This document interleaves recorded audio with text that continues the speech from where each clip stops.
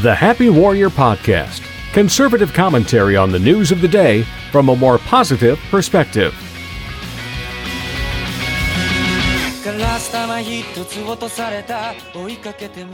Hello and welcome everyone. Here we are again with me, the Peter, the Pishki. This is Happy Warrior, the conservative podcast that's aimed at bringing conservatives and liberals together left and right to be best buds, to ease that tension so we can go to movies, buy popcorn, go on dates, visit relatives. I don't know. What else do people want to do together that they should be doing? Get ice cream. I love ice cream. Maybe go to the zoo or something. I'm happy to be here with you. It's just me this time, Peter the V. Pishki. It's a treat to be here. I may have walking pneumonia again. I had at the beginning of this year. And last Monday, when I was on a different podcast, South Dakota podcast, I started having a hard time breathing. And that kind of just stayed with me all week. So I am recording on Sunday, which is a little unusual for me. I usually try not to do my recordings on Sunday, but here we are. I appreciate you taking the time to be here with me. Today's episode is going to be a pretty great one. I've put in 20 hours of research probably altogether over the course of this week. We're going to be talking about Silicon Valley, the stuff that's going on right now with Google, Facebook, Twitter, and more, and why it matters. I was thinking I'd call the title of this episode, Silicon Valley Sucks and Why It Matters. I really wanted this to be something that everyone could listen to and learn from, because I think what I'm going to talk about today is the most important thing going on in our nation. It's more important than the Kavanaugh hearings. It's more important than complaining about whatever Donald Trump is doing with his tweets. More important than even maybe the November elections. That's how important this issue is. So please share this episode with your friends and family. And if you don't want to share the episode, go to my links. Every episode of my podcast, I leave a set of all the links and sources I use so that you can use these for yourself and talk to people, your family, your friends, and bring up these issues and ideas that they probably have no idea about what's going on. All right, and if you hear a little, that sound is probably the cough drop in my mouth. I apologize about that. So let's jump in and do this thing. Okay, so today we're going to be talking about two different philosophies. Now, the two different men I have, one name you'll probably recognize, one you probably won't. Name number one is Voltaire. The philosopher Voltaire. He was probably the most influential philosopher on the Declaration of Independence writer Thomas Jefferson, a huge influence in writing of the Bill of Rights and the Constitution in general. Voltaire was a French philosopher in the 1700s, so 18th century for those who are academics. And he was big about freedom of religion, freedom of expression or speech, and he even was on the separation between church and state. I love Voltaire. Thomas Jefferson's as one of my very favorite founding fathers, him and Madison especially, and they loved Voltaire. Voltaire was their guy, so Voltaire is my guy. Okay, I love Voltaire. Here's some Voltaire quotes. I disapprove of what you say, but I will defend to the death your right to say it. Now, that's not actually a Voltaire quote, but it's attributed to him because that is his philosophy. He says, judge a man by his questions rather than his answers. He says, men are equal. It is not birth, but virtue that makes the difference. Those who can make you believe absurdities can make you commit atrocities. Some others, they're pretty good. You might have heard them. Common sense is not so common. Doubt is an uncomfortable condition, but certainly is a ridiculous one. I love it. He has so many great quotes. Voltaire is awesome, just a hero of mine. The other guy is not French, but German. And he's not from the 1700s, but he is from the 20th century. His name is Herbert Marcuse. Now, Herbert Marcuse is interesting. He was born in 1898. And he lived into Nazi Germany, and he left Nazi Germany at the early part of it. So he knew a lot about the evils of Nazi Germany, of their repression, of their violence, how they had forced patriotism, and every other evil that Nazi Germany did. Now, I'm not saying Herbert Marcuse, of course, is a philosopher as well. But he takes free speech a whole different direction. Herbert Marcuse thinks that free speech isn't really free. Here's what he says about democracy. The free election of masters does not abolish the masters or the slaves. That really is a ringing endorsement of democracy, isn't it? Here's some other ones. The web of domination has become the web of reason itself, and this society is fatally entangled in it. Marcuse believed that democracies, that freedom really wasn't free, that systems, economic, political, and social freedoms weren't really total freedoms, and that if we want real freedoms, we have to do more than just allow toleration. He said we have to move forward. We have to be activists. We have to force good words, good thoughts, and good ideas on others. In fact, good old Herbert Marcuse went even as far as saying, liberating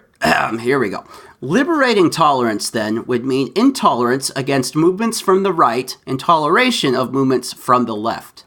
In other words, he's saying it's okay to stifle free expression if it moves forward our objectives. Does that seem familiar to any of you today? I hope it does. It was only it was about a month ago that a certain man by the name of Alex Jones, whom Robert and I just really enjoy lampooning, mocking, and making fun of, because Alex Jones is nuts. Water and the what does he say? Drugs in the water making the frickin' frogs gay. That's a great Alex Jones quote for you. What a deep philosopher, that Alex Jones. I mean, in fact, I find a lot of what Alex Jones has said or done is despicable. The Pizzagate thing, the making up about saying that 9/11 was a conspiracy theory, or the Sandy Hook school shooting was a conspiracy theory. Alex Jones, besides just being rude, kind of a grumpy guy, he also is just despicable, morally, to me. But should Alex Jones be allowed to say what Alex Jones is allowed to say? Well, the Silicon Valley decided this last month the answer to that, and it's no. They said no. Alex Jones should not be allowed to say what he wants to say. We're going to cut him off. So he was kicked off Facebook and the other stuff that's involved with his website, Infowars.com. We're going to ban that. Google didn't ban it, but YouTube did. YouTube banned Alex Jones. Twitter banned Alex Jones. So Twitter didn't do it at first, but they caved in about 2 weeks later. All of this, sadly, has been applauded in the news. I think, except for a few more right-wing sources, most of the news media and the popular culture has said this is great. This is awesome. We banned Alex Jones. Alex Jones is Crazy Town, USA. It's great that he's banned. Well, look back at those two philosophies I just talked about. Which philosophy does banning Alex Jones meet? Does it go back to the philosophy of the Enlightenment, or does it go back to the philosophy of the hippie German who said that tolerance isn't truly tolerance? Bill Maher, who I disagree with often, but Bill Maher is an honest guy. Like, Bill Maher's willing to look into issues other people say, no, you're not allowed to have those opinions. You're not allowed to have those ideas or thoughts. You have to put the things into the memory hole. If you know in 1984, you know what the memory hole is. That's a reference to putting controversial ideas, content, articles, and just stuffing them down to where they don't exist, and then you deny they ever existed. So that's called the memory hole. All right, so here's the clip of Bill Maher, and this is awesome. Because Alex Jones, who is not my friend and who tells crazy lies about me, is thrown off Twitter, I think, and Facebook and a few other platforms. I think he's going to... Thank God! That's Senator Gillibrand, thank God. If you're a liberal, you're supposed to be for free speech. That's free speech for the speech you hate. That's what free speech means. We're losing the thread of the concepts that are important to this country. If you care about the real American or you don't. And if you do, it goes for every side. I don't like Alex Jones, but Alex Jones gets to speak. Everybody gets to speak. Wow, that is awesome. Good for Bill Maher. That clip bothers me and excites me. It bothers me because that crowd automatically clapped. They thought, yes, you banned Alex Jones.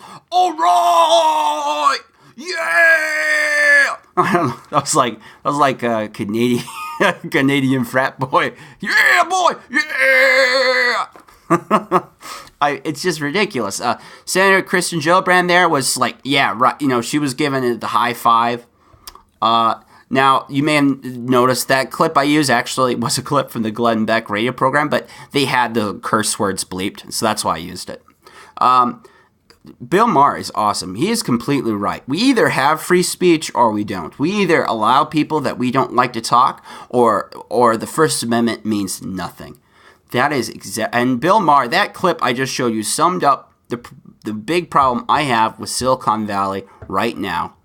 Now, today's episode may be a tad longer than my usual solo episode, so it could go an hour and a half. If it does, I mean, I want to do a full and thorough job to give you the best full picture I can give you what's going on in Silicon Valley with the big 3 or 4, Facebook, Google, Twitter, and some others. I want you to have the best picture of what's going on in Silicon Valley. What has Silicon Valley decided is good for the country? And remember, these people aren't elected, they're just companies, but they're big companies that have a huge amount of influence. And I think the future, not just the internet, but the future of our country and the Western world might be decided in these offices in Silicon Valley, California. So unless you've been living under a rock, the last year, Facebook has been hearing a lot from people, Congress and people in the news, that it's Facebook's fault that Donald Trump was elected. Facebook allowed Russian election interference, and there is some evidence of it, but not very much, and nothing enough that could sway a presidential election. But they want Facebook to be punished and Facebook to do something about it. Well, Facebook pretty much bought into this. My first article I'm starting with is about Zuckerberg, where he had this big announcement for Facebook and said how they're going to fight fake accounts, they're going to fight misinformation, they're going to stop the misuse of political advertising. And he's going to fight election meddling. That is what Facebook is going to do. This article calls it an apology tour across the country. He also testified before Congress. He said all this. You can look up what Zuckerberg said. I think it's even available on Facebook itself. This last week, even the Facebook COO, Sheryl Sandberg, met in front of Congress to talk about Facebook and what it's doing. But that's one of the big worries. Facebook publicly is saying it's going to fight back. So what does that mean? What does that mean to you or me? Well, here, I'm going to show you something that's interesting. So I have this first article here, Gateway Pundit, but you can find this on many conservative websites. Shock study, Facebook has eliminated 93% of traffic to top conservative websites since 2016 election. So after Trump was elected, like I said, Facebook was the one that was blamed. They said Facebook allowed election interference, ergo Trump was elected. It's Facebook's fault, Silicon Valley's fault for Trump. And so some things changed. They didn't say it publicly, but things changed. So pre-election of Trump, conservatives, news media is big. It's really big. Gateway Pundit talks about how it was even at as high as 224 million page views. Well, Gateway Pundit started noticing this year that their traffic is way, way down. So they did a study. They looked at some of the top conservative websites, or conservative leading websites, a nice mix. They had Gateway Pundit, Independent Journal Review, Conservative Tribune, Young Conservatives, Daily Caller. Daily Caller is kind of a fun website. I actually do read that one. And here's some interesting numbers. So Gateway Pundit in 2017 had 2,041,842 page views. Guess how many page views they had in 2018? 284,368. That is a difference of 86%. Now, did Gateway Pundit do something wrong? Did they screw something up? So it's just this website. The conservative readers must have gone elsewhere. No, because you see this for a bunch of them. For the IJR, Independent Journalism Review, it went from 20 million down to 1 million. That's a difference of 92%. Conservative Tribune went down almost 100%, from 40 million to 1,582. Daily Caller was at 5.6 million, went down to 1.3 million. Breitbart went from 11 to 3. They said overall the sites they had in this list, they said that there was a total of 93,678,408 page views, dropped to just 6.7 million. A difference of 92%. That's crazy. 93.7 to 6.8 million. That's crazy. Now, they put this against even liberal sites and neutral-leaning sites. And actually, those sites had a growth. Neutral sites went up 12.81%. Liberal sites saw a tiny bump of 0.21%. And they did this with the Western Journal. And there's a cool list. My first link there, well, it's not, I think it's my second link here. Where is it? Yeah, the first link. So the first link that says Gateway Pundit, and under it says Facebook eliminated 93% traffic. The bottom of this page has the study, and you can share this study around. If this is the proof you need, this is the proof in the pudding. I wish President Trump had led with. Conservative websites have gone down in traffic significantly. And this is primarily due to Facebook's work. Now, also, Google has a part to play in it. It's hard to tell who does what because it's not like Facebook and Google publish how they do these algorithms, how their people decide things. And when they program the algorithms and make changes, they don't publish that. So we can only see how it affected it from our side, basically, from the business's side. And isn't that crazy? Pew study, and it even said that 97% of Americans right now feel that tech giants are censoring political content. Well, there's some kerfuffles with the website like Prager University, which is kind of a more intellectual but kind of easy to understand conservative news website. They do a mix of conservative news and just, teaching about conservative principles. I like it a lot. They've had loads of people from Jonah Goldberg to Ben Shapiro to Christina Hoff Sommers, Stephen Crowder, all the big ones, all the big conservative people probably recorded a video for them on some subject. So PragerU is pretty popular, pretty well established. Well, Facebook started banning PragerU University posts and ads. Now, they eventually apologized after PragerU pushed on it. But see, PragerU looked at analytics, and they saw the same thing that Gateway Pundit did, that they were banning their traffic. On top of that, YouTube was actually pulling back Prager Universities. They published a video on YouTube, and YouTube would say, we don't like this. They restricted at least 42 PragerU universities, and if videos. If they allowed the videos, though, they would put them behind a content wall. Not content walls and you pay for it, but content walls and you have to allow your adult restrictions off. By default, a YouTube account puts adult restrictions off. Well, what do you think that does to video that's stuck behind the adult wall? Yeah, it kills the traffic. It kills the ability to share it. It kills the ability to see it. And that's what Google and YouTube were doing. Now, Google and YouTube have not apologized for this. Prager University did take legal action against Google and YouTube and are currently in a suit, unfortunately. Now, to stay on the subject of Facebook specifically, an article came out in 2016, right before the big election, and it was called Former Facebook Workers, We Routinely Suppressed Conservative News. Now, since then, the guy that published it, he feels that maybe some of the stuff wasn't the most accurate, so I would like to put that caveat, but looking through here, I still feel it's newsworthy. So, there was this thing, it's still sort of there, but not the same, called Trending News, and it was decided by people in a pseudo kind of a journalism newsroom that Facebook had, and they were having humans do it. They were hiring journalists to curate the news, and they would look at which news articles were hot right now, what links were people sharing more of that were news. And Gizmodo, who's the one that published it, actually got to talk to some of these people that worked at these newsrooms, and they admitted that when they were curating, that they would purposely push down conservative news topics. Here, I'll read a quote from it. It says, depending on who was on shift, things would be blacklisted or trending. The former curator is politically conservative, one of a very small handful of curators with such views on the trending team. He said, I come on shift, and I discovered that CPAC or Mitt Romney or Glenn Beck or popular conservative topics wouldn't be trending because either the curator didn't recognize the news topic or it was like they had a bias against Ted Cruz. This curator got so bothered by this that this is the reason why I went to Gizmodo. He said certain topics got deep sixed or suppressed, such as Lois Lerner, who inappropriately was using the IRS to punish conservative groups. And that's not, it says, suggested, no, they did, she did.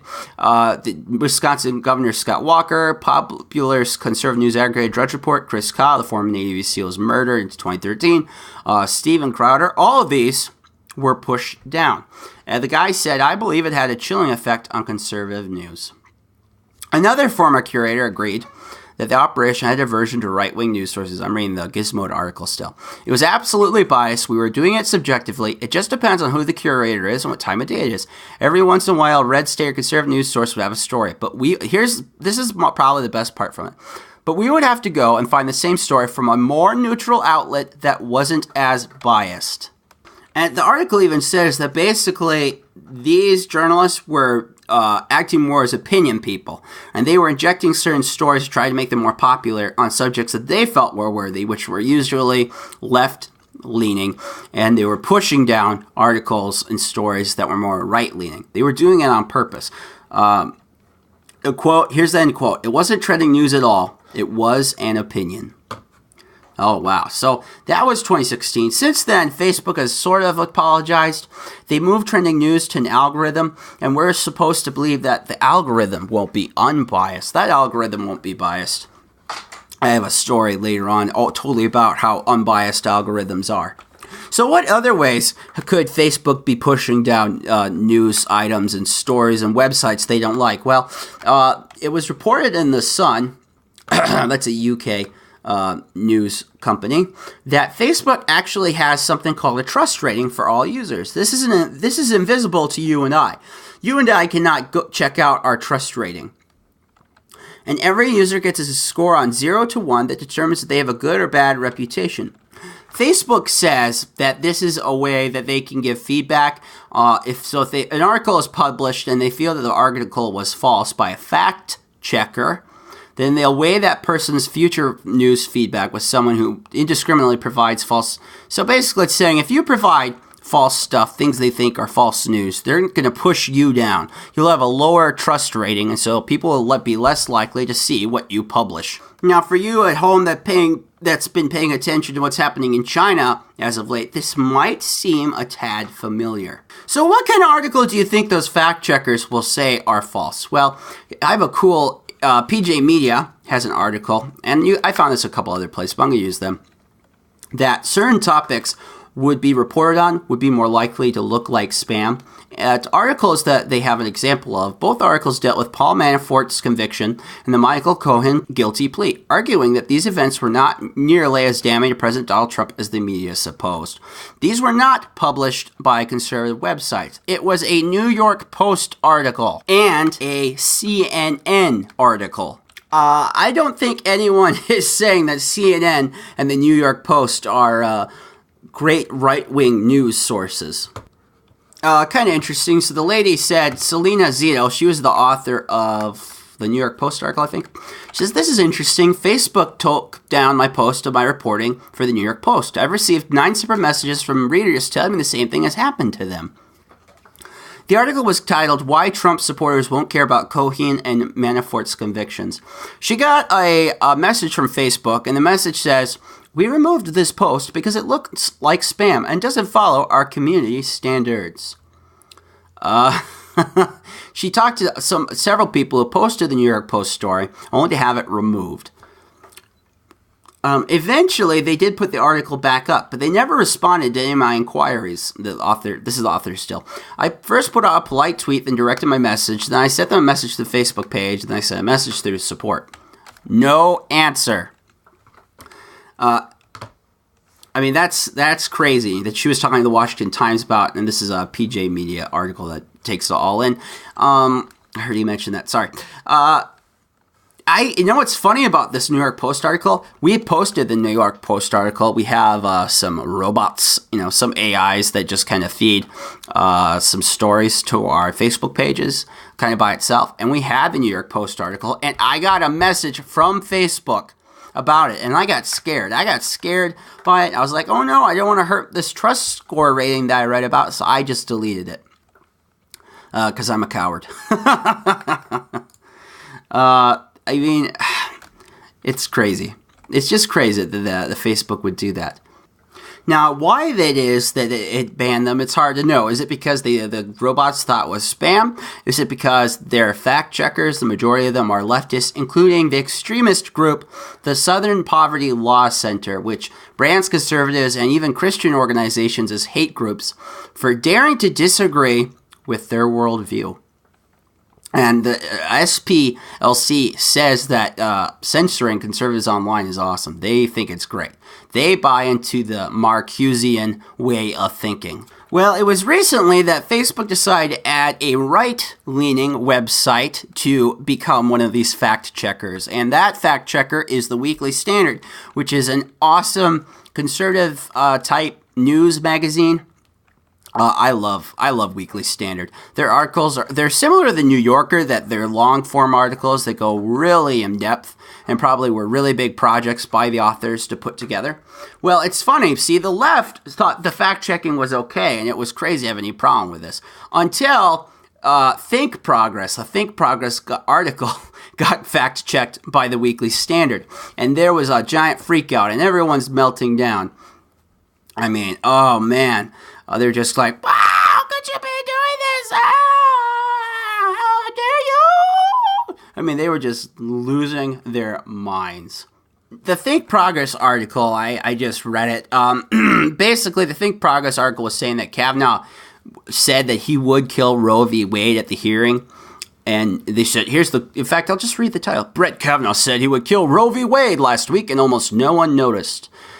He didn't. See, they're basically stretching out because Kavanaugh's a precedence guy, so they're going back to this old thing that he agreed in precedence with, and they're using that as an excuse to say, well, you take that, and he also said at the same time, Kavanaugh agrees with something called Glucksberg. Except the problem is, Glucksberg isn't valid anymore for precedence. It was overturned in how do you say that? Obergefell? That was the one that made gay marriage nationwide. It's a weak argument. It's a very weak argument, and it's very far from definitive proof because he never said those words, I would overturn Roe v. Wade. They kind of have to make it up for him. And funnily enough, guess who came out to back up the Weekly Standard's criticism of this article and saying it was untruthful? You'll never guess this. Slate magazine. It's up there with Vox with being the most liberal, I don't want to say extreme, but definitely out there. It's a very strong leftist media platform. Slate came out and says, actually, Weekly Standard's right. Your article is bogus. Look, guys, I'm not in love with Kavanaugh. I don't want this to be a Kavanaugh, we have to have Kavanaugh. No, I'm not. This isn't a rah-rah program. This isn't Republicans are awesome, Democrats suck. That's not what this is. So, guys, please don't buy into this being a defense of Kavanaugh. I am in no way going into that argument here. What is important about this story is that it made some on the left maybe look up and say, wait a second, Facebook fact checks articles? We don't like it. We don't like it when they fact checked our articles. Some of these people might have been okay when they were putting down the National Review articles or the PJ Media or the Daily Wire stuff. But that was awesome. They're okay with that. But when it comes to them, when they get fact checked, they don't like it. And that's why this is important. Because people are beginning to wake up, I hope, at least a little bit, about fact checking on Facebook. And me personally, I think we should have no fact checking on Facebook at all. I think that Facebook should just be a platform for, sharing of ideas, but Facebook shouldn't be telling us which ideas are good and which ideas are bad. I don't think they should be fact-checking anyone. And to top it off, Facebook just announced that they're planning to use AI to start fact-checking photos and videos. Yeah, that'll be great. More fact-checking. That's what we need. We need fact-checking all our photos and videos. It's funny with Facebook, when I ran for office for school board this year, I did it right before Facebook made this big change about advertising with Facebook as a political person. People that got involved in electoral stuff after they made this big change in April, they shared with me the pictures of Facebook banning their ads, Facebook saying that their page wasn't good enough, they had to go and redo, and they often would get no explanation really as how to fix it to make Facebook happy. I really lucked out. But Facebook is fact-checking not just articles, but people, political pages, ads, fact-checking ads and making political ads that don't have the right politics. That's big censorship. That's very important. That controls kind of what advertising of candidates that people will see on their Facebook pages.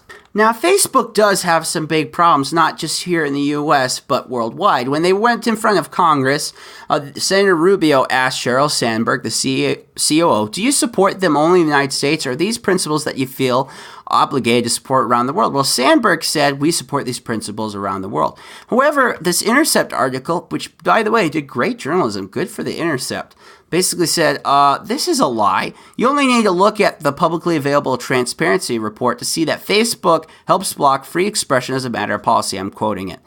So long as it's technically legal in a given market. For instance, in the United Arab Emirates, a country that Human Rights Watch says arbitrarily detains and in some cases forcibly disappears individuals who criticize the authorities, Facebook does its part to help. So if censorship is legal in that country, and if that's what the country wants, if that's what the Arab Emirates wants to do, then you'll support that. If you're in Thailand, you make fun of the king's dog because you thought it was a stupid movie featuring the king's dog. The Facebook's okay with censoring that, and who knows? They might even help point it out. I have a story later here about Google, about how happy Google is willing to be able to help out the countries that try to reenact cosplay conventions of 1984. So let's be fair to Sheryl Sandberg. I'm actually going to play a part of her time here with Congress, and let's hear what Sandberg has to say about fact-checking. I find claims like that personally unbelievably upsetting. If you've been a victim or a parent of a victim, they deserve our full support. And finding the line between what is hate speech and what is misinformation is very, very difficult, especially if you're dedicated to expressing free expression. And sometimes free expression is expressing things you strongly disagree with. In the case of misinformation, what we do is we refer it to third-party fact checkers. We don't think we should be the arbiter of what's true and what's false, and we think that's really important. Third-party fact checkers then mark it as false. If it's marked as false, we dramatically decrease the distribution on our site. We warn you if you're about to share it. We warn you if you have shared it. And importantly, we show related articles next to that so people can see alternative facts. Wow. The fundamental view is that bad speech can often be countered by good speech. And if someone says something's not true and they say it incorrectly, someone else has the opportunity to say, actually, you're wrong, this is true. And that's what we're working on through our systems. Did all of you get that? Did all of you hear what Facebook's plan is? Facebook's basically saying a third-party fact checker marks you false. We're gonna kill your ability to distribute that article. We're gonna harm we learned earlier about the trust rating. We're gonna harm your trust rating. And then we're going to tell everyone that shares it that you're wrong. And then we're going to hand feed them the right articles, the right information. So you can share that. You can do your help to support the state and good ideas. We don't want lies to be told. We don't want the false information to be shared. It's our job as Facebook to fix this. Now, I can't be the only one that has a problem with that. I mean, that testimony is pretty stark, pretty chilling, and pretty honest. I mean, at least we have someone on record that's actually from Facebook that's willing to say what their strategy is at Facebook. Now, this censorship has hurt a lot of people, and it's even shuttered some websites. One website I have is actually from the guy that worked at it. It was called Right Wing News. It got started in 2001. It was really big in the early days of the internet, even up till 2015. They were getting what they said. They reached almost 150 million people with a $100,000 Facebook ad buy. It was big. They reached 133 million people. The other number was the ad buy. They were just doing really, really great. Well, Facebook changed, and it killed the traffic. And because they got no traffic, they could make no money. And because they could make no money, of course, how are you going to pay the bills? So they had to close shop. And they aren't the only ones. I had the Independent Journalism Review. That's another website that might be closing soon because they're having a hard time to pay the bills. Now, Twitter is another major one. I don't have as much on Twitter with us, but Twitter actually, in all fairness, has been the most honest of the big three, Facebook, Google, and Twitter. And I just want to point out, say, a big high five to Twitter for at least starting to be a little bit honest about your banning. They've banned people routinely who are right-leaning, who do nothing worse than, say, someone on the left, but the person on the left gets skipped over for the person on the right. Gavin McInnes is a big one that I can think of off the top of my head. I don't even necessarily like Gavin McInnes, but he deserves to at least be on Twitter, right? I mean, if he isn't threatening violence on anyone, and he's not... I mean, threatening violence are like stalking, like pretty serious things that should get someone pushed off. Makes sense, but that's not what's happening.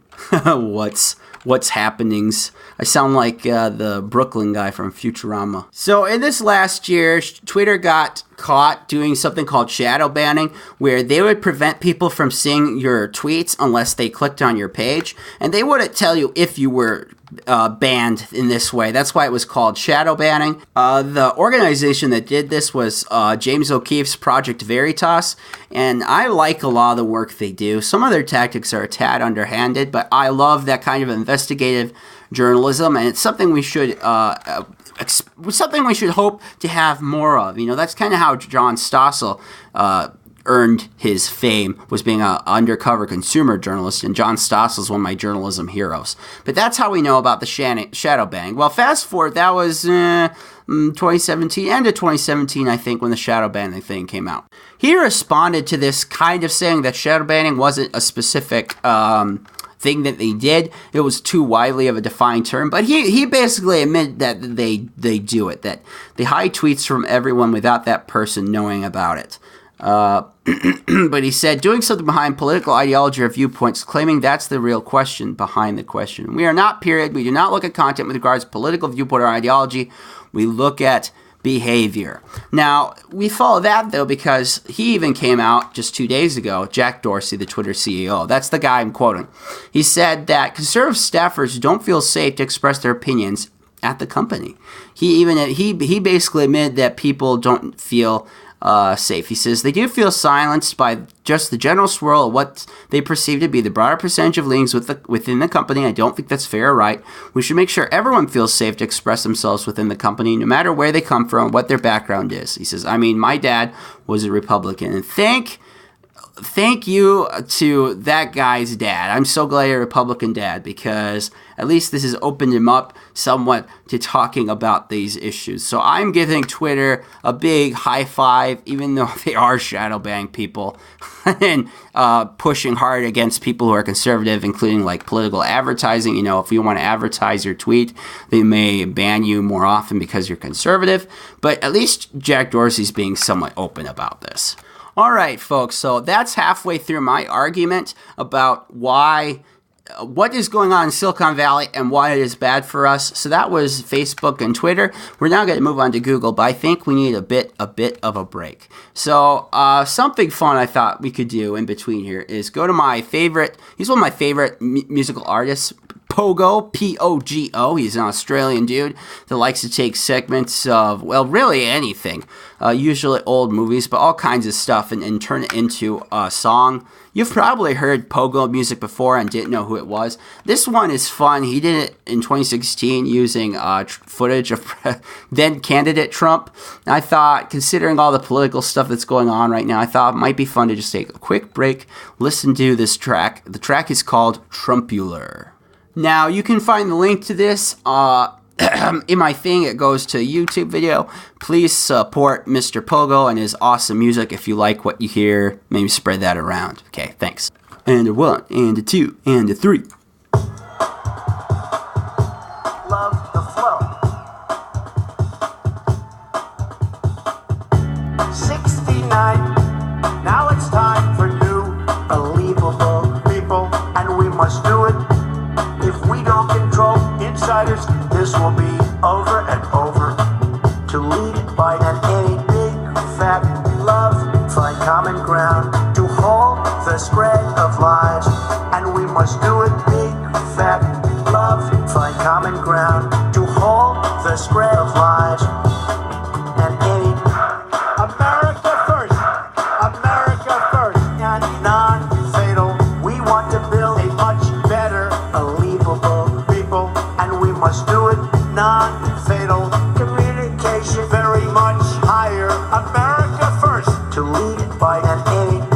Insiders fighting for insiders. Time to stop. Insiders fighting for insiders. More of insiders fighting for insiders. Time to stop. Insiders fighting for insiders. America first. Love the flow. 69. Now it's time for new, believable people, and we must do it. If we don't control insiders, this will be over and over.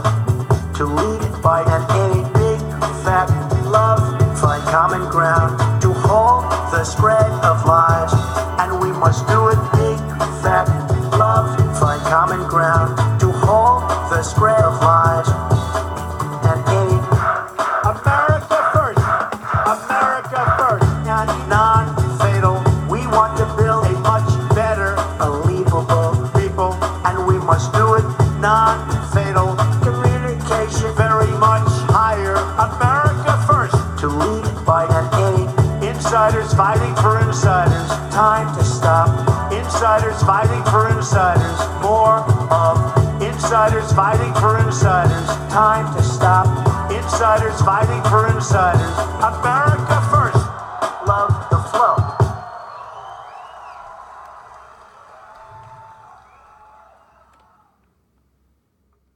Huh? What you guys think? Pretty good, huh? Oh, I love that track. Pogo.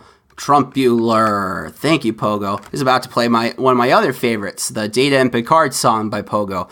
Please look up Pogo. He is really fun. Most of his stuff is pretty family friendly, so if you have some time, you want to show something kind of cool to your kiddos and your family. He does a lot of stuff using Disney footage. Just beautiful thing about Winnie the Pooh that really moved my heart yesterday. Just got me right here. Gave me hope for the future. So, Pogo. So where do we go from here? Now, I'm sorry, today, that first half was a little bit on the long side. There aren't a lot of videos that I could go to of evidence of people talking. I had that Sheryl Sandberg video, and I think that was the best for footage-wise. So the rest, I kind of just had to read the articles and speak the research to you, a little bit like stuff you should know. That's kind of the way I was going with this. So let's look at, who's the king of Silicon Valley? If you had to choose who the king is, Facebook's probably pretty high, but who's even higher than Facebook? Who does everyone go to almost every single day? I think, I would be surprised if there was one person in this country that did at least one point during the year use this search engine. Of course, I'm referring to the king of Silicon Valley. Google. That's right, Google. Our old friend Google. The company that used to say, "Don't be evil," as its motto. Here's the problem with talking about the Silicon Valley stuff. So you can only use what they tell you. You can look at how it affects our end of things, that study at the beginning of the program that went into looking at the traffic and what happened to the traffic of the websites. But they can't go, if we're in the market stall, we can only look on our side of the counter. We can't go in the kitchen and look at how they make the bacon. That information is not given to us, except when there are leaks. And that's what happened this week. This is humongous. So Trump came out against Google because Google, there was a bombshell report. Which one am I looking at here? Basically, it was 96% of Google search results for Trump news are from liberal media outlets. That's what started this whole thing, August 25th. And it's true. The other news sources have looked at this, and they're correct. When you type in the word Trump into your Google search bar, click on news. Almost all of the news media that it goes to are liberal media outlets, 96%. And in fact, you have to go in pretty deep often to find any. And they did, you should look, this article is on PJ Media. It's in the outline. It's third from the top of segment 2. They looked at a lot. It was a pretty well done article. While it wasn't a scientific poll, it was well done. They said, here, let's just look at the 100. You got CNN had 21. The Washington Post was 11. They were looking at the top 100 search results. The only one that was on the right was Wall Street Journal, 3. After CNN 21, Washington Post 11, NBC 11. CNBC 8. I mean, you had to work your way down to the Wall Street Journal. It's this tiny sliver of the pie. So, I mean, it is proof. So Trump came out and was like, and let's use Trump's word for himself. I'll use his tweet words for himself. So he says, Google search results for Trump news shows only the viewing/reporting of fake news media. In other words, they have it rigged. Rigged is in capital letters. For me and others, so that almost all stories and news is bad. Fake CNN is prominent. Republican, conservative, and fair media is shut out. Illegal. 96% of, then ellipses. Results on Trump news are from the national left-wing media. Very dangerous. Google and others are suppressing voices of conservatives and hiding information news that is good. They are controlling what we can and cannot see. This is a very serious situation. Will be addressed. Well done, Mr. President. And actually, you know what's funny? Most of that's true.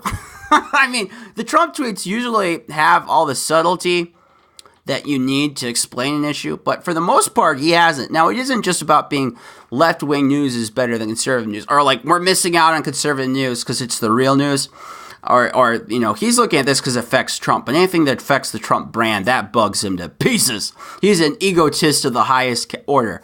Love him or hate him, you have to admit that is true of the Trumpster. Well, so that comes out. That's in August.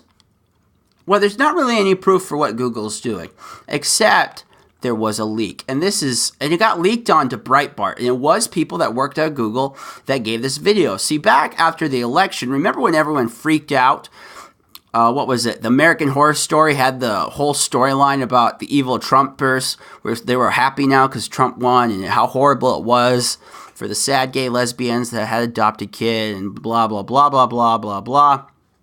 Ridiculous stuff. Well, Google, in its infinite wisdom, decided to hold a big meeting for the company. And in this meeting, they got to share the full impact of their feelings about the election. And here's just a sample of some of the things they said. This is 10 minutes. I don't know if I'll watch. I don't know how much of what. I'll just click now and then stop when I do. Maybe we'll do 2 minutes. All right, well, let's find out. Joyous TGIF we have had. Let's face it, most people here are pretty upset and pretty sad because of the election. But anyway, on a more serious note, myself as an immigrant and a refugee, I certainly find this election deeply offensive, and I know many of you do too.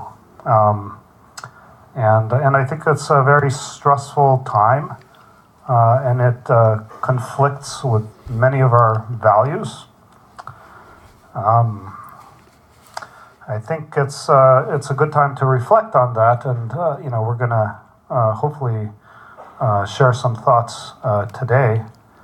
I guess there are two dominant reasons to be upset. One is because so many people apparently don't share many of the values that we have.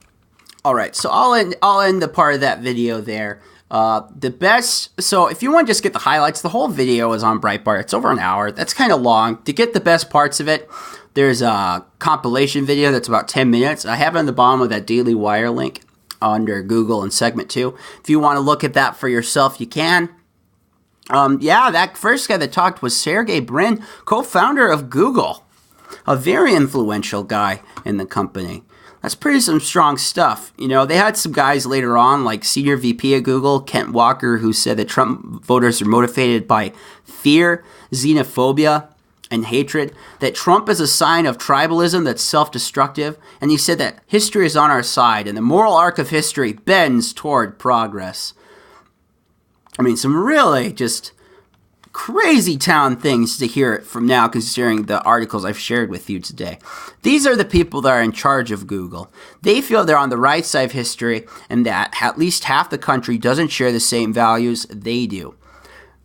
So how do you think that's going to affect things, guys? Do you think that's not going to affect the company and the search results and what they're going to do at all? Do you think those values they say that we don't have, that Google does, do you think they're going to try to impact and to force some of those values on us? What do you guys think? I mean, I don't hardly have to let you guys think, because at the same thing, people came out and said they would. CFO Ruth Porat, she says in this video at 15 minutes 20 that Google will use the great strength and resources and reach we have to continue to advance really important values. They continue to go on to say some pretty insulting stuff. They said that Trump voters are extremists, that they said there's a correlation between that. See, this is when they use data to justify worldviews they already have. That is not, by the way, of journalistic principle. And if any of you want to be journalists and you feel that it works that way, you're wrong. They compared Trump votes to extremists. They said there's a correlation between economic background of Trump voters and the kind of voters who back extremist movements.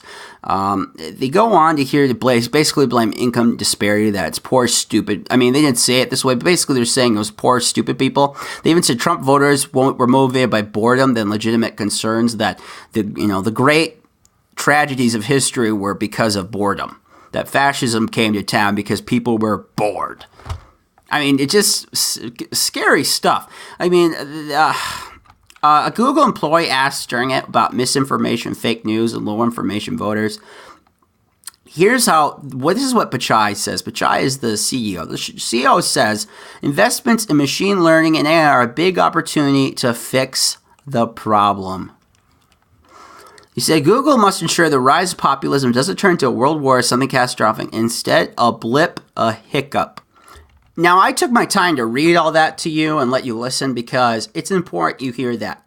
That is what Google tells other Googlers. That is their mindset at Silicon Valley, where at the Google campus, they have that worldview and those feelings. And Google can put out every PR image they want, but now we know what they think on the inside. You kind of get to see more of how they cook the bacon. I mean, we could go partisan. I could show you the evidence that 90% of Google employees donated to Democrats. Only 10% of employees at Google donated to Democrats. I could talk about how Google actually helped the Hillary Clinton campaign drum up Hispanic voters. We now have proof of that too. It was called Voto Latino, and they were going to help pay for rides to the polls in key states. Now, none of us should be surprised that Google is going to flex its muscle to push their worldview on millions upon millions of people, billions of people across the world. At least here in the Western world, they're going to force their view in as many ways as they can, at least passively. I mean, I talked about how search results are being hurt. And we talked already about how YouTube is censoring videos. Or I should have had this in the stack, but YouTube is now forcing videos that talk about climate change skepticism. If you're a skeptic of global warming or global climate change, they're now forcing your video to share the statistics from people that YouTube thinks are right. So if you have a climate change skeptic video, you're now being forced to see what I would say alarmist, but the theories of global climate change. Now, I'm not going to get an argument about global climate change right now. Personally, I do think global climate change does happen, and it'll always happen. Do I think it's man is the main cause of it? Not necessarily. And even if I did, there is no solution to deal with it. We could all turn off all our cars and our electricity and everything, and it would have very little impact because across the globe, China, they don't give a dang at all. I mean, and what, we're going to force them into a war to force them to turn off their Chinese SUVs and coal factories? I don't think so. So, sorry, that was a little tangent. But yeah, so Robert Epstein was a political scientist. He proved back in 2015 that if Google wanted, it could vote for a specific group as much as 80%. I even have the thing. It's called Search Engine Manipulation Effect, SEME, and its possible impact on the outcomes of elections. They could push it as high as 80%. So if you have this group that you want to get people out and voting, and you want to get them out voting the way you want to, it could make it happen. Google, at least back in 2015, according to Robert Epstein, has the power to do this. If Google has this power, and they feel that strongly about the election, and that strongly about the half the country that disagrees with them on certain political values, what do you think they're going to do? Do you think they have enough character and strength of will, enough safeguards to stop them from abusing their power to affect society at all? No, of course not, because they're human. Humans are terribly prejudiced and have a terrible time with self-control. And if you think that Google really believes those values they say they believe, then I should tell you about Project Dragonfly. This also came out this week. Bad news week for Google.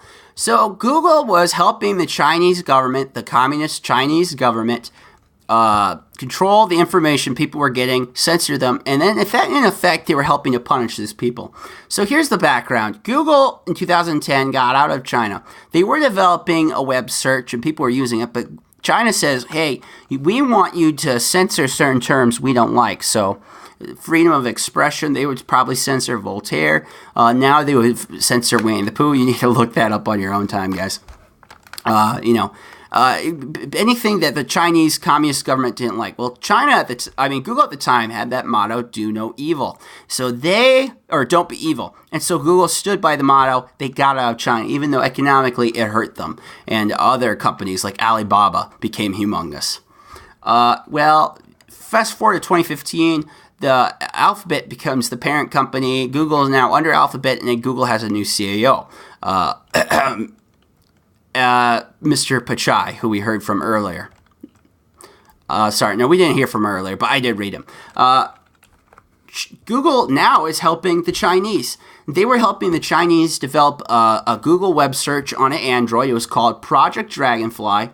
What it would do was it would tie search results, people who did web searches, to the phone number, and then so the Chinese government could look at what people were searching, who looked for it, track them down. Nasty stuff. Fascistic to the extreme. And Google was helping them do this. Now, the only reason we know about Project Dragonfly is because 7 employees broke, they quit, and then they leaked the story to the press. But Google, as far as I know as I'm recording this, hasn't said they're going to stop Project Dragonfly. Now, there's evil stuff going on in China. China has now a social network system that basically, you know that episode of Black Mirror where the cute redhead, her social media determines everything. It determines if you can get a nice apartment, if you can rent a car, if you can get gas, blah. Well, China must have seen that and they're like, that's awesome, dude. We should totally do that. And they did. So if you're living in China, if you buy too many video games, it's linked to your social network and it lowers your social score. And that hurts your standing economically, financially, in all kinds of ways. Your social network score is tied to you. Your value as a person to the government is linked there. You can't say anything negative about the Chinese government. You have to post only nice, happy things about how much you love China and the Chinese government, and never say anything about Winnie the Pooh or do anything that they don't like. Otherwise, you might be disappeared somewhere. So you think a company like Google would have a problem doing any business with China when they're enforcing such an evil social citizen score? No, they do not. China wants to use data to control society. They want to do 1984 is the simplest way I can put it to you. Really scary, the social credit score. They even had this terrible story about this actress that was in the third Iron Man movie, was in an X-Men movie. Her name is Fan Bingbing. She was an A-list Chinese movie star, made loads of money, has over 62 million followers online with, I think it's called Weibo, or Weibo. That's the social network they use out there. They don't use Facebook. She just disappeared, and no one knows what's happening. But the guess people are having is she was taken away by the Chinese Communist government. She had a low social credit score. She made $43.78 million. That was her earnings last year. Some people have said she is the Jennifer Lawrence of China. No one knows what happens to her. She disappeared. And Google, are you comfortable working with a government that makes people that appear in cool Marvel films disappear? Well, that wasn't the only big news. Besides the big news about Project Dragonfly, the basically Europe tried to end the free internet. If I wanted to put it, the EU tried to kill the internet last week. So the internet works basically the free exchange of information and ideas. It's like the internet. It's hard to put the internet in words, isn't it? But it works because people can share ideas with each other. There's a free exchange. Copyright has some protection, but if it's a little thing like a meme, that's fine. Or you can have YouTube videos exploring things. In the U.S., we have an idea called, the fairness doctrine, that you can use, a sample of something, but not the whole thing. I shared with you a song earlier by Poga, but I told you where the song came from. I told you to look into it. The internet works by sharing these ideas around a little bit liberally. Well, Europe didn't like this. I mean, the EU passed a law that wants Google and YouTube to monitor this stuff and to punish people when they break it. They want website operators to adopt what's called upload filters, which are pretty expensive, and they check things to make sure they're not copyright works. This could pose problems, given how expensive how expensive these things are and how likely they have of false positives. They added something. Some people are calling this a link tax, essentially. I could go more into it. I recommend you look it up. The best article I probably have is one from The Verge, and it says, Reddit calls EU copyright directive a significant blow to the open internet. I'll just read some of it here for you. I think The Verge does it best. Today, the European Parliament voted in favor of a sweeping and controversial new copyright directive that critics say could threaten the internet's most basic practices around linking and sharing images. But while the broad strokes of the directive are alarming, many of the details are still unclear, and big tech companies seem to be holding their fire for fear of antagonizing regulators. But Reddit did come out. The others didn't come out, but Reddit came out and says, today's vote dealt a significant blow to the open internet and to smaller companies like Reddit. It is disappointing to see the Parliament disregard the concerns of those constituents and experts who know the internet best, including its very architects. We're evaluating what this means for Reddit. We will continue to keep our community informed. Now, this is really damaging. This could be really damaging the internet because it won't just affect Europe. I mean, if this does come to fruition and it affects Europe, it's going to affect us. I mean, there may be a situation of one size fits all. That's a problem. This was a big damage to the open internet, and I hope it's not a permanent one. I hope we bounce back. And I'd be even sad to say if Europe has a worse internet law than we do, and we pass okay, I would sadly almost be okay with that. So, besides the nasty copyright rules, because big companies are worried about copyright things, they do want their money, and copyright patents are important to the free market. I mean, to free enterprise, you have to have patents, you have to have copyrights. It's at some level to defend ideas and creation, so money can be made of them. If we get rid of them, then what's the point? People just won't create. So we do have to have copyright to some extent, but the way they're going about this makes me a little nauseous. And we don't know everything because while they pass the broad details, we don't actually know how this is going to be enforced. But please keep that on your radar. That is a pretty serious thing. Now, besides that, Europe is also really big about the hate speech. While in the United States, we have the First Amendment, which makes hate speech codes almost illegal and thankfully should be illegal. Hate speech, it's a strong argument from people like Voltaire that hate speech is the only speech worth defending. The unpopular speech is the only speech worth protecting. Well, in the UK and elsewhere in mainland Europe, this idea of hate speech, they disagree. They think we should police hate speech. We should police those that say disagreeing things. Maybe it's a comment about Islam, about not being a religion of peace. That was a guy earlier this year got put in prison for a while and suffered a good deal because he dared say nasty things about Islam and record some Islamists that had a pedophilia sex crimes gang going. And he just took footage of them going to the courthouse. And he was put in prison for months and months. It was nasty. Oh, I got the story here. So the name was Tommy Robinson. He was sentenced to 13 months in jail. He did stay about 2 months in solitary confinement. I don't know where that story is right now. You guys have to look that up on your own time. But the point is, they don't have the same feelings about hate speech as we do. They buy into Mark Hughes' theory about hate speech and tolerance versus the United States First Amendment. So I have a story that got widely mocked, as it should. It was from UK Police Department for asking citizens to report crimes like offensive or insulting comments. This was the South Yorkshire Police. Now, in subsequent reports, the Yorkshire Police is acting like this wasn't anything serious. They just meant it a little bit, not silly, but just trying to make people be nicer towards one another. No, looking at the tweets, that is not. This came off as serious. The pictures on the tweet said, "Hate makes me feel," and it says, "Hate crime is an incident of crime which is perceived to be motivated by prejudice, hostility against a person's race, faith, disability, sexual orientation, or gender identity."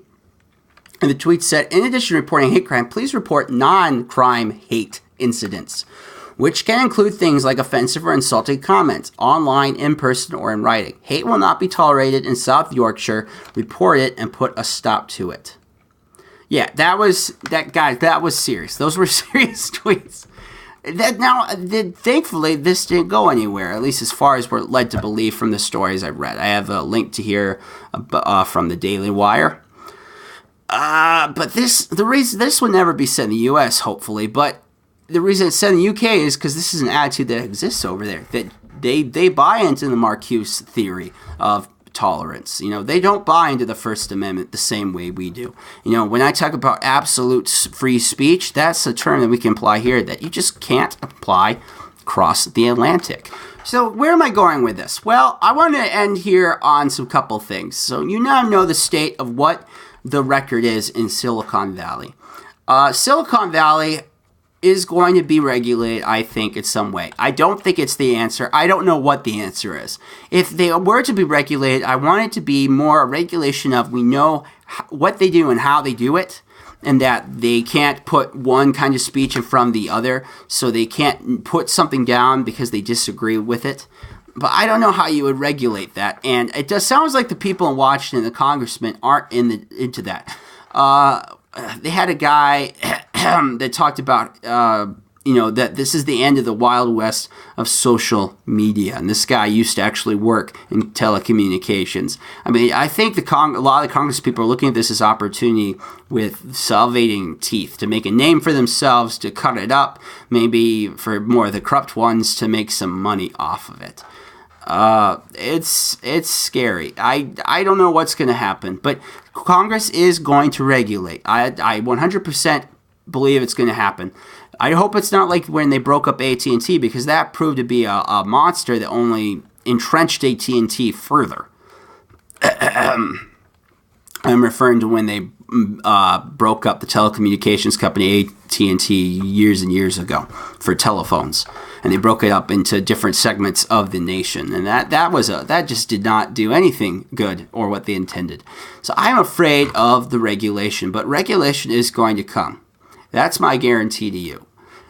And this is why, so now that you're informed, please share this with other people, let them know about it, and maybe write your congressman or senator, tell them to not regulate, or if to regulate, please do it with the lightest of touches, the lightest of kid glove touches.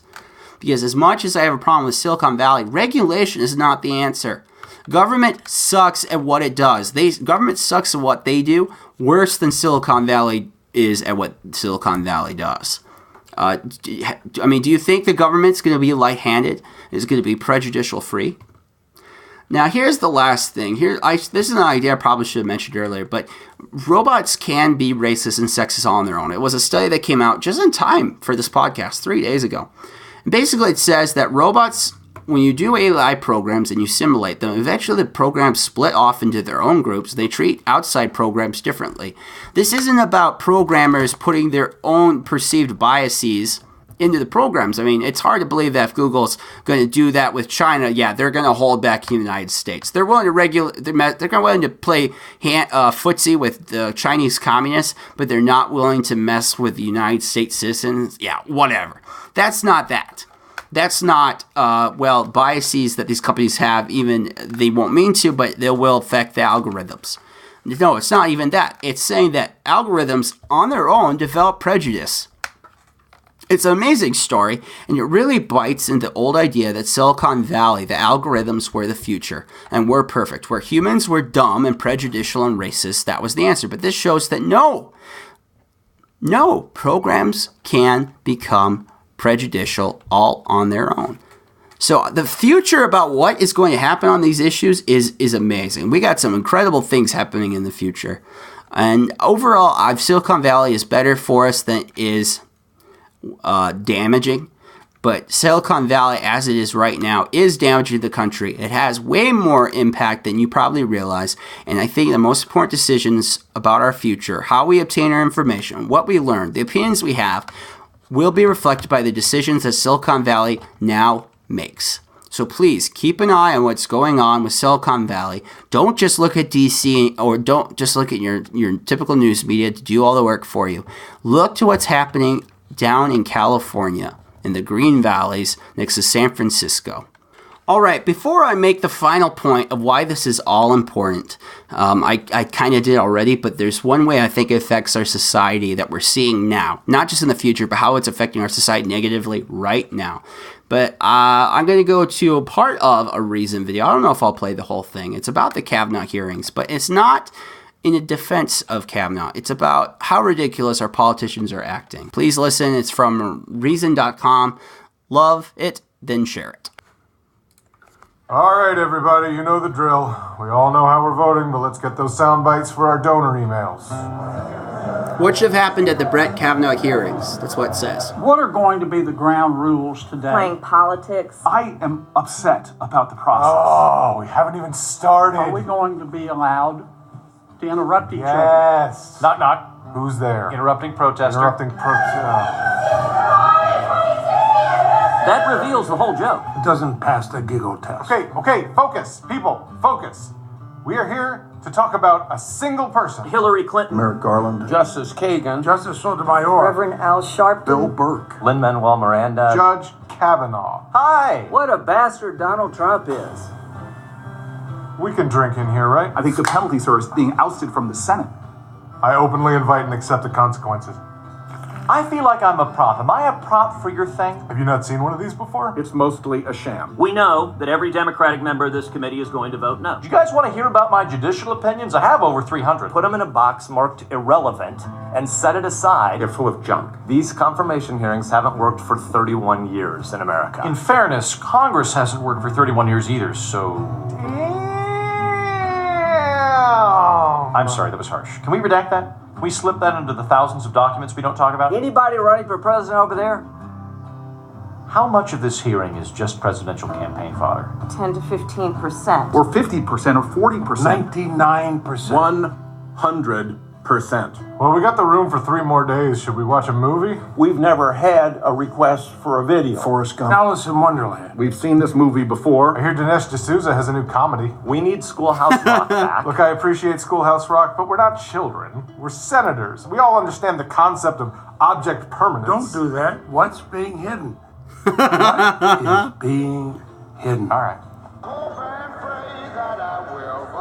That is clearly not reflective of current reality. That was before judges were viewed as policymakers. There's no verse of Schoolhouse Rock that says give a whole bunch of power to the alphabet soup agencies and let them decide what the governance decision should be for the people, because the people don't have any way to fire the bureaucrats. Because people can't navigate their way through the bureaucracy, they turn to the Supreme Court looking for politics. God help me, you are making sense. Are you sure you're in the right room? The Supreme Court becomes our substitute political battleground. It's gotten really bad. You know there's been 113 justices confirmed to the Supreme Court, right? The first 66 were confirmed without even holding a hearing. Not one senator voted against Justice Scalia's confirmation. Wait, Scalia? Our democracy is on trial. Guilty.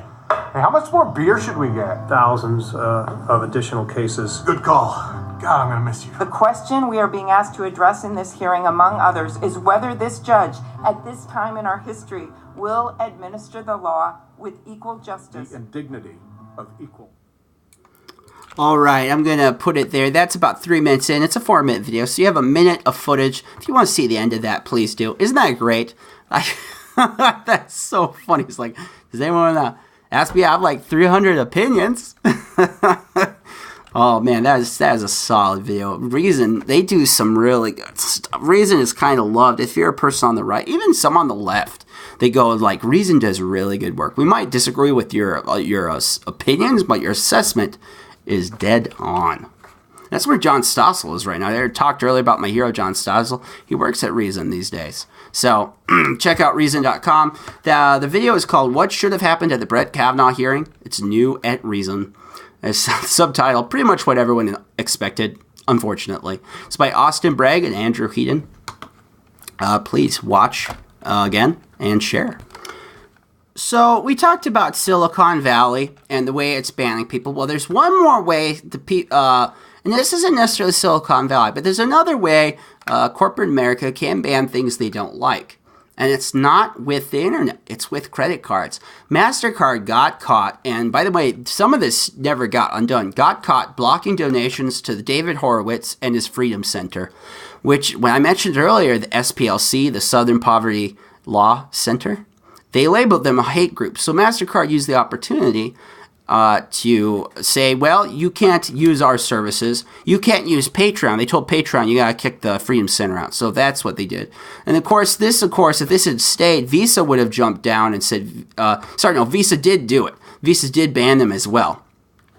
Eventually, after enough protests, enough pushback, David Horowitz and the Freedom Center was allowed to use credit cards again, but not everyone. Robert Spencer, he runs the Center for Islamic Studies. He's a scholar. Sometimes his opinions are a little bit on the controversial side, but I mean, he has written more about Islam than most people. He knows more about it than probably any newsman in the country. He runs the website Jihad Watch. He got banned. He's still banned. He can't use credit cards. If you can't use credit cards on the internet, you can't make money, essentially. When they tried to see if they could use I got Bitcoin. So when you try to use Bitcoins, they even wanted to come out against him and say, hey, you're laundering money. Well, of course he's using Bitcoins because he wasn't allowed to use credit cards. Robert Spencer still isn't allowed to use credit cards. Now, you and I don't have to agree if Robert Spencer is awesome or not. I don't agree with... I think Robert Spencer does a good job covering issues. I always agree with the answers he gets from him, his assessments. But, I mean, he should be allowed to use credit cards, right? He should be allowed to have a website. He should be allowed to make money if people are willing to give it to him. The internet doesn't work if we don't have credit cards. The internet, credit cards are a huge part of the internet. We don't really talk about them much, but we kind of just always expect them to be there. Well, what happens if they're no longer there? You can't use them. So, this is another way. This is kind of deceptive. It is deceptive. It's evil. Remember, the New York State tried to do this to the NRA, and even now the ACLU has come out to defend the NRA. These are the weirdest coupling, the weirdest bedmates I've ever heard of, NRA and ACLU. But no, the ACLU came out in defense of the NRA and is actually legally assisting them in New York. Because we can't be doing this to each other. This is another way of shadow banning. This is financial shadow banning. We need to allow the free expression of ideas, even when the ideas, especially for the ideas that we hate. We don't have to love the NRA, but they should be allowed to say what they want to say. I would say that of, Planned Parenthood. I disagree strongly with Planned Parenthood, but we shouldn't say credit cards are no longer allowed to work with them at all. I think abortion is evil, and I strongly disagree with the organization Planned Parenthood. But to take away their right to expression, that's wrong. That's evil. So we in the United States of America buy into Voltaire. Voltaire's our guy, not Marcuse, but too often now in our country, people are going to Marcuse to repress the speech they don't like. They feel that tolerance shouldn't be allowed. We should have tolerance for one, but not tolerance for all. And truly, to be honest, if we go the tolerance for one and tolerance for, not the other guys, truly we'll become, it's either tolerance for all or tolerance for none. Because, today you might be woke and be on the cool side. But tomorrow, who knows? Maybe the cool side moved on and you're too old. You're no longer hip. You're no longer with it. You know, it used to be, what was it? I mean, the trans, right? So 2015, being trans wasn't something really everyone wanted to defend. You know, defending the gay and the lesbians, that was enough, right? Now we moved on, right? Now we talk about the cisgender, trans, and all kinds of things. You aren't woke enough, 2015, if you're just for protecting or for having gay marriage. That isn't enough. So you don't know what the future holds, okay? No one can be woke enough. I mean, and that's probably true some ways in other categories or groups. But, I mean, that's the example I can easily go to. Now, I think I will just try to get through this to my ending point. I had some stuff about trans suicides being high, studies being banned. I would encourage you to look that up, and I will talk about that in a future podcast about inconvenient truths being denied. You know, if a study comes out that says that trans people have a higher rate of suicide, we have to ban that study. If a study comes out saying that math, or what's the other one I got? I got one about math, seeing because Darwin had a math theory that males have higher rates of idiots and geniuses. And they can see this in lots of different animals. That they know that they're not to say there aren't idiots or geniuses on the female side, but that there's less just the average and more of the extreme from the male side of the species. And so this guy goes and tried to make a study of why that might be, and he tried to prove Darwin's theory about this or not. And of course, that was a bad study. How could you say such things? And then so the school just kind of crammed it and hid it. So I talk about, you know, another way that things are being banned. But so I don't have the time as much as I'd like. But I will move on to how this all matters. So some of you may have heard of a lady. Her name is D.C. McAllister. She is a conservative writer. She is in hiding. So the article I have is from September 11th, so 2 weeks ago. She made the mistake of putting out a powerful tweet denouncing the abortion movement. I'll read the tweet. At the root of abortion hysteria is women's unhinged desire for irresponsible sex. Sex is their god. Abortion is their sacrament. It's abhorrent as women have flung themselves from the heights of being the world's civilizing force to the muck and mire of dehumanizing depravity. Now, I'm not going to go into if I agree with the tweet or not. You guys can probably guess I probably agree with it more than disagree. But what do you think? So what do you think, Evan? She should probably just be able to say the tweet, get on with her day, maybe talk about what people want to talk and argue about online, but that should be it, right? It shouldn't actually come into the real world or put her in danger. Well, that's what happened. She started getting death and rape threats. They were not just online, on public, but, you know, on the phone and other ways. The article doesn't say what the other ways are.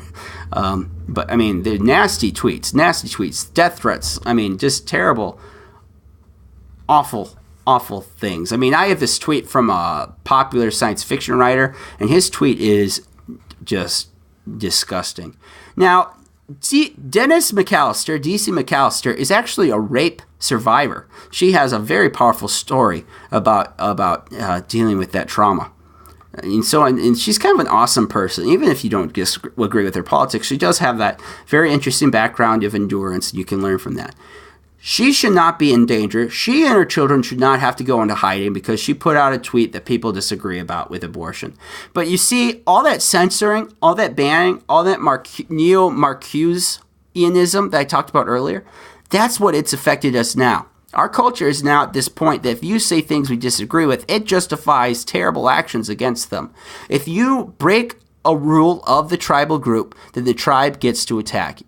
Of course, I'm referring to tribalism. That very thing that Google said it wanted to stop. Has tribalism got better or worse since the Trump election?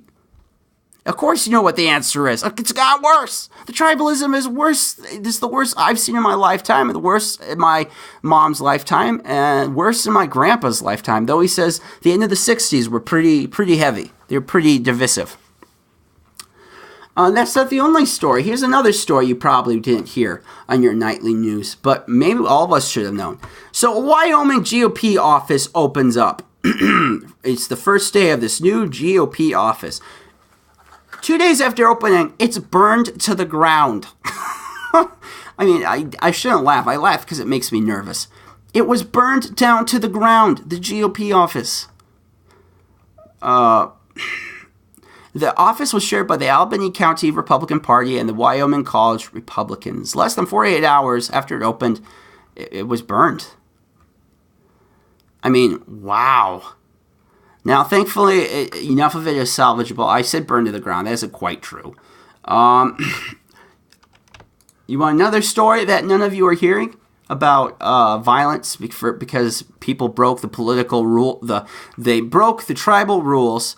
They are apparently on the wrong party. They're in the wrong tribe, so it justifies us attacking them. Castro Valley man accused of switchblade assault on GOP congressional candidate. So this guy had a switchblade. He tried to attack this other man that's running for Congress, Republican candidate Rudy Peters. He got attacked. I mean, what the heck? He had a sign. He took the sign and he defended himself with a campaign sign. Which is that okay? That part's kind of funny. I mean, that's crazy. Here's another story none of you were talking about, but all of us should have heard. This comes from the Daily Mail. D.C. police investigate threat to commit mass shooting at a MAGA event, so Make America Great Again, Trump thing, event in Trump International Hotel. The threat was made by an anonymous Democrat Socialist supporter on Twitter. He said, "I am coming with a gun." The account threatened ahead of the Tuesday meetup. D.C. police are investigating. Hotel says security measures are in place. It says, "I am coming with a gun, and I expect to get numerous blood-stained MAGA hats as trophies," and then has a picture of a gun. That again, that was thankfully this wasn't followed through, but it was a threat of political violence. Here, I'll put another one. This is more funny than it is dangerous, though.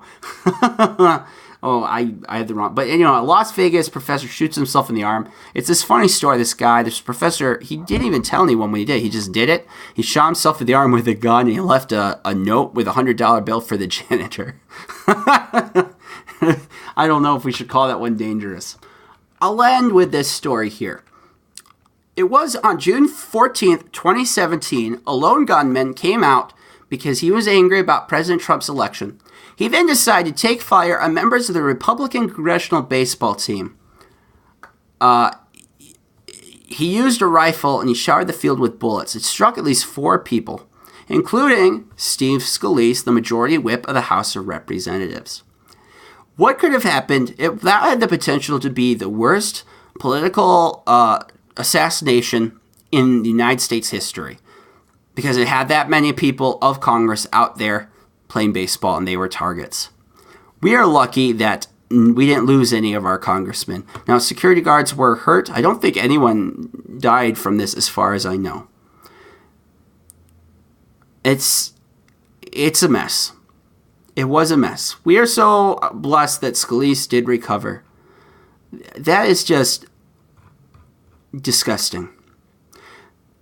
Here's what Paul Ryan said. Paul Ryan gave a quote. He said, "For all the noise and all the fury, we are one family." He said that of Republicans and Democrats. And he is right.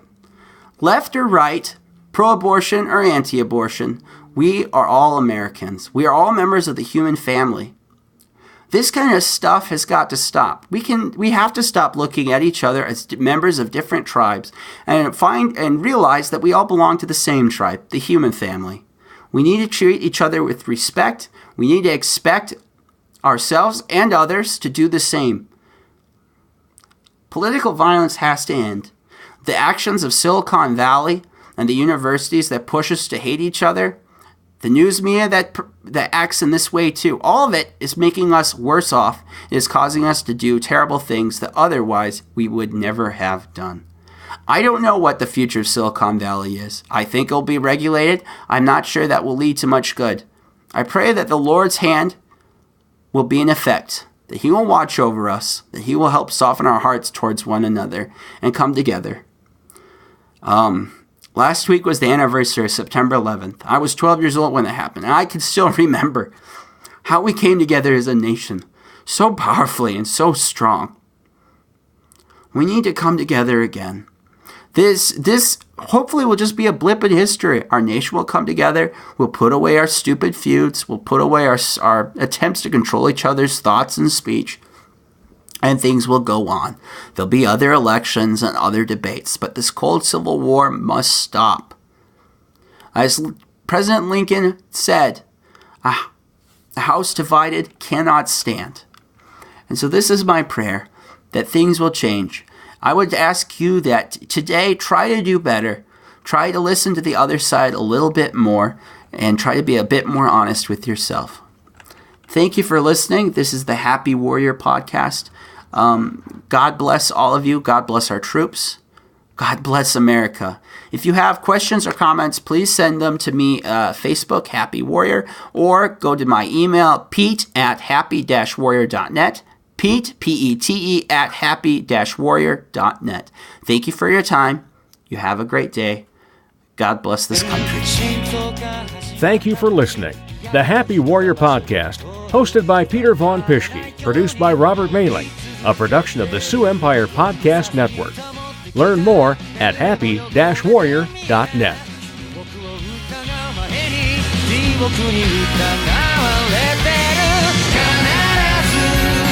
僕らは出会うだろう同じ鼓動の音を目印にしてここにいるよいつだって飛んでるからくたびれた理由が重なって揺れる時生まれた意味を知る存在が続く限り A production of the SiouxEmpire.com